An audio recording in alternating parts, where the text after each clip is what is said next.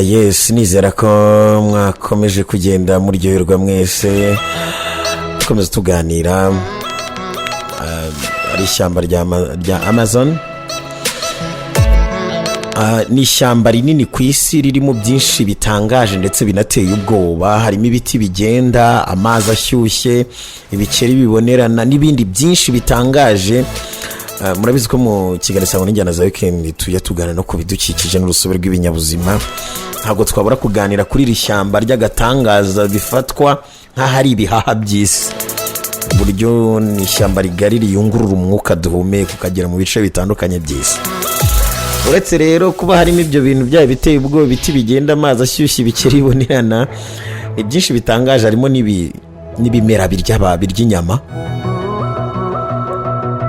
Buriya ngo ugize umwaku, nubwo hari igice kimwe gisurwa ukajugunywa muri iri shyamba, byanakugora kubona aho usohokera ngo urivemo. Bya byiza ushyize imbaraga zose mu gusenga ku babyemera. Ubunini bw'iri shyamba rero rya Amazon ni inshuro 17 ugereranije n'igihugu cy'Ubwongereza, ugateranyaho n'ibirwa bya Ireland. Ni ishyamba riherereye muri Amerika y'Amajyepfo. Ubunini bwaryo bukora ku bihugu 9 bya Amerika y'Amajyepfo cyangwa se Amerika Latine. Iri shyamba rikora igice kinini Brazil, Peru, Colombia, Ecuador, Bolivia, Venezuela, Guyana, Suriname, French Guyana. Gusa igice kinini kiri shyamba gereye muri Brazil nkuko nabikubwira.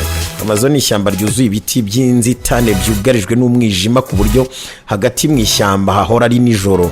Abashakashatsi bemeje ko 1% by'urumuri rw'izuba ari rwo rubasha gucengera mu biti by'iri shyamba. Iyo imvura iguye muri iri shyamba bifata iminota irenga 10 kugira ngo ibitonyanga bitangire gucengera bikagera hasi. Hagati ya Amazon Forest hanyuramo uruzi runini rwa Amazon River rufite uburebure bwa kilometero 6400. Ni umugezi wa kabiri mu bunini ku isi ukuyeho uruzi rwa Nile. Amazon River ni uruzi rufite amazi menshi cyane, hakabamo ibiremwa cyangwa ibinyabuzima byinshi bitangaje byibera mu mazi. Harimo inzoka nini cyane utigeze ubona zo mu bwoko bwa anaconda. Barebye amafilime mujyamo zibona. Iri shyamba kandi harimo inyamaswa nyinshi zitangaje.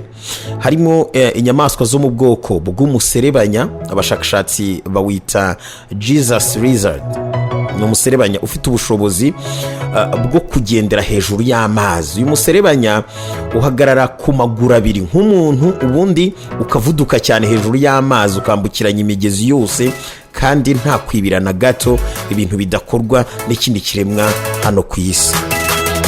Ikindi gitangaje muri iri shyamba harimo ibikeri bifite uruhu rw'ikirahure, ni ukuvuga rubonerana, ku buryo niba igikeri gihagaze nko ku kibabi nyine wirebera ikibabi, ku buryo iyo urebye icyo gikeri uhita ubona ibice biri mu nda ukajya ubibona byose kuko kirabonerana cyane. Ubushakashatsi rero bwakozwe n'abahanga mu mwaka 2006 bugaragaza ko uyu mugezi uri muri iri shyamba kera amazi yawo yavaga mu burasirazuba bwa Amerika y'Amajyepfo agana iburengerazuba, ariko mu myaka 100 yakurikiyeho ngo byaje guhinduka, amazi akajya agenda ikinyumanyuma kugeza ubu amazi agenda asubira inyuma, akora icyo bita rewind, bitandukanye nuko uko byari imbere.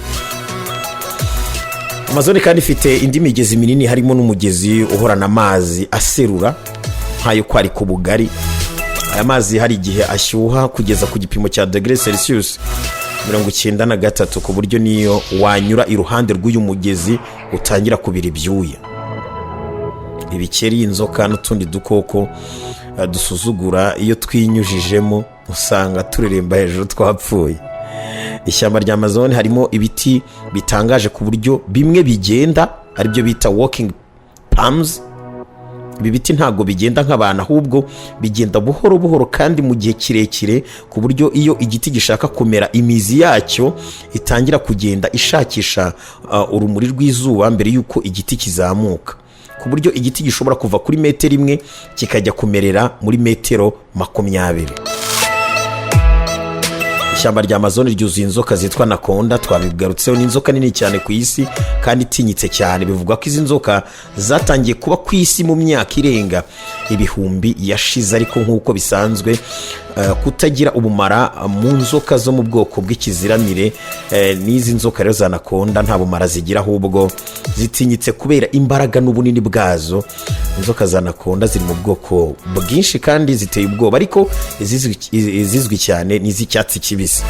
Anaconda niyo nzoka ipima ibiro byinshi ku isi, kuko iyo ikuze ishobora gupima ibiro bisaga 250, ikagira n'uburebure bwa metero 10. Kugira ibyago ugahura n'inzoka ya anaconda, ngo byaba byiza wirukankiye ku butaka kuko igenda buhoro, ariko wibeshye ukajya mu mazi bizaba bikurangiranye burundu. Umuvuduko wa anaconda mu mazi ni nk'umwambi urasiwe kure. Anaconda yikundira kurya ingurube z'ishyamba n'utundi tunyamaswa, ariko bikaba gake cyane anaconda kurya umuntu, dore ko batanahura kenshi.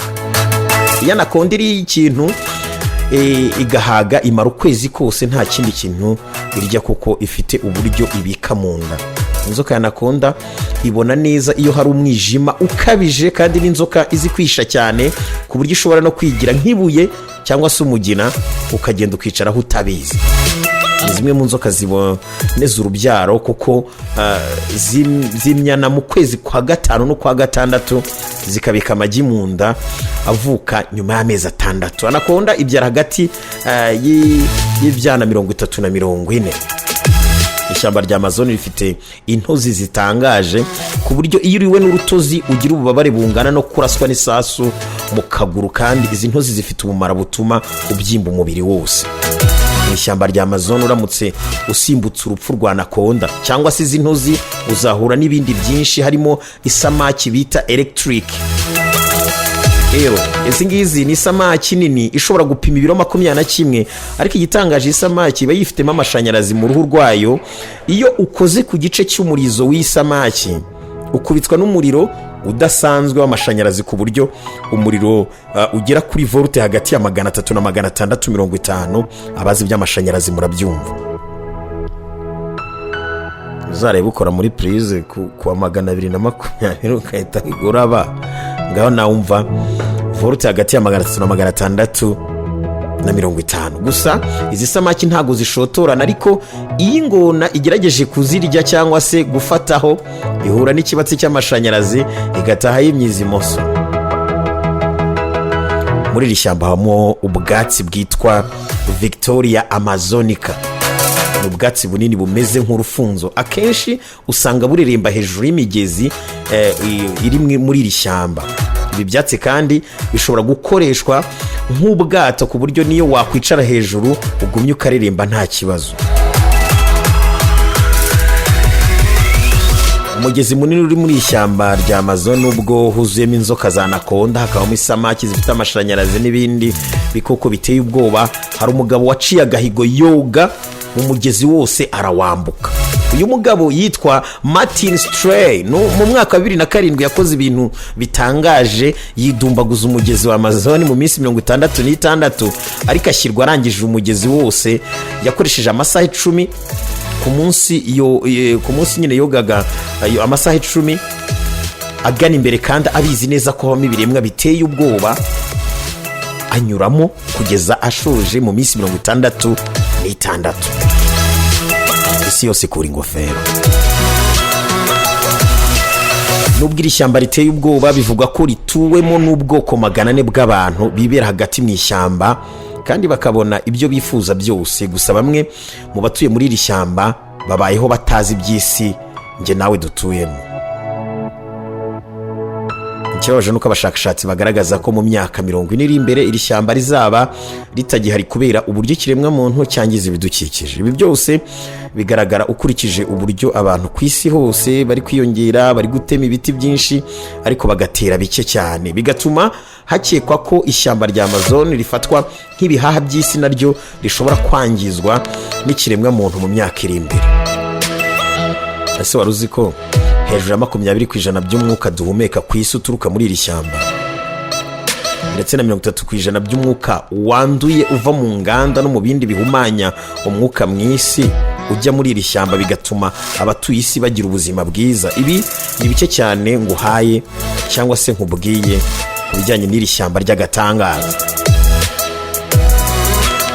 Uracyari kumwe nanjye Gutamani Guta, iyi ni Isango Star 91.5 FM, 105.5 kuri FM, kuri Wayishatu akadomo Isango Star akadomo rawa. Udukurikira no kuri application Isango Star, ukadukurikira no ku zindi radio directories za online. Aho hose tuba tuhabaye, gahunda n'ibiganiro byacu ushobora kudukurikira amasaha 24 ku yandi. Ikiganiro uri kumva n'Isango n'injyana za weekend, umenye n'injyana byose birajyana. Mu kanya tuhite twigira muri nostalgie, aho tugenda twiyumvira classic rock. Bakunzi b'injyana rock mube hafi tuzamuka. Jendi double chance rapikesha umutima nkatuza, rohikeye umubiri n'ubusa, urenze byose niwuzi byose, Burusoni na Gutamani mu kaskos. Nkunda kwiyumvira Gutamani Guta kuri 91.5 ku Isango Star. Niyumvira Gutamani Guta, Guta we Gutamani Guta, Gutamani Guta, jewe numva Gutamani Guta, double chance nkunda Gutamani Guta, Burusoni numva Gutamani Guta, ku Isango Star mbyina na nisanga top chat sinacikwa, injyana za weekend homba mpabaye kuri 91.5 hamwe na Gutamani Guta mu kaskos. Nawe yumvire Gutamani Guta, Guta Gutamani Guta.